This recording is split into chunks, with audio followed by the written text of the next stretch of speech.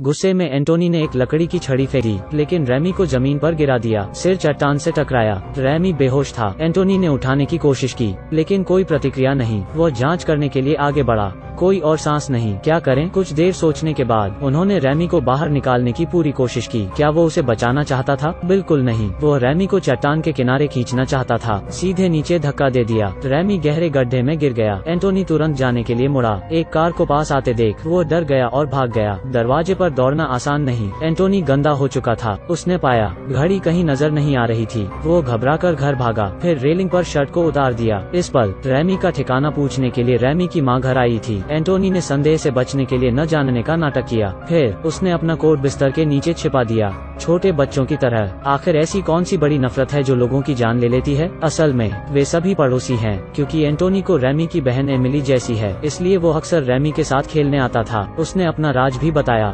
लेकिन उस दिन एंटोनी ने गलती से देखा एमिली एक पुरुष को चुंबन कर रही है। वो बहुत दुखी था। घर लौटा, लेकिन उस पल रेमी परिवार का कुत्ता जोर जोर से भौंकने लगा, गुस्सा कर देने वाला। कुत्ते ने भौंकना बंद नहीं किया। कुछ नहीं कर सकता था, लेकिन उसे एक गेंद फेंक दी, लेकिन गेंद का पीछा कर रहा कुत्ता दुर्भाग्य से एक कार की चपेट में आ गया। एंटोनी दंग रह गया। कुत्ता जमीन पर पड़ा था, कराहता रहा। कार मालिक रेमी की मां से माफी मांगने पहुंचे, लेकिन रेमी के पिता माइकल मुड़े और घर के अंदर चले गए। एक बंदूक और एक प्लास्टिक बैग निकाला, अपने कुत्ते को गोली मार दी, फिर शरीर को प्लास्टिक की थैली में डाल कूड़ेदान में फेंक दिया। उसने एक शब्द नहीं कहा। भले ही यह माइकल का कुत्ता है, लेकिन कई दिनों से एंटोनी बहुत उदास था, क्योंकि ये भी उनका पसंदीदा कुत्ता था। वो माइकल से नफरत करता था, पर अब एमिली और उसके प्रेमी ने सड़क पर हाथ पकड़कर एंटोनी को गुस्सा कर देती है। इसलिए उसने उस छोटे से घर तोड़ दिया जिसे उसने रेमी के साथ बनाया था, सिर्फ इसलिए कि रेमी उसका बेटा है। अचानक रेमी को गलती से उसके द्वारा मार दिया गया था। एंटोनी ने भी शरीर को एक गहरे छेद में धकेल दिया। पहले दिन रेमी लापता हुआ। उसके परिवार वालों ने पुलिस को सूचना दी।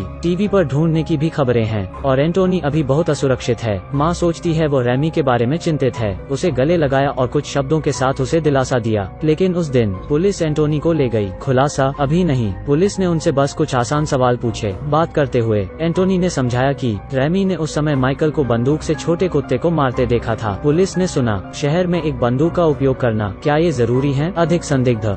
माइकल ने समझाया, वो नहीं चाहता था कि कुत्ता पीड़ित है। तब उन्होंने साबित किया कि उसके पास मुकदमा करने का समय नहीं था। तब फिर पुलिस ने एक बार पेड़ से रुके एक सुपरमार्केट कर्मचारी की खोज की। स्टाफ ने कारण नहीं बताया और सुराग फिर से खो गया, लेकिन पुलिस ने हार नहीं मानी। वे हमेशा रेमी के निशान ढूंढते रहते हैं। यहाँ तक उन्होंने घरों में तलाशी के लिए कर्मचारियों को भी जुटाया, लेकिन सारा दिन उन्हें कुछ नहीं मिला। एंटोनी घबरा गया और एक गोली ले ली, पर वो रात, इससे हर कोई हैरान था। गरज और हवा के साथ तेज बारिश हो रही थी। एक तूफान ने अनगिनत घरों को बहा दिया, पूरे जंगल को तबाह कर दिया। उस समय शहरवासियों के बीच अनगिनत हताहत हुए थे। सबको खुद को बचाना है। रेमी की तलाश भी संभव नहीं। रेमी का यह तीसरा दिन है। वो पहला दिन था जब लड़के को भुला दिया गया था। एंटोनी के दिल को चोट लगी।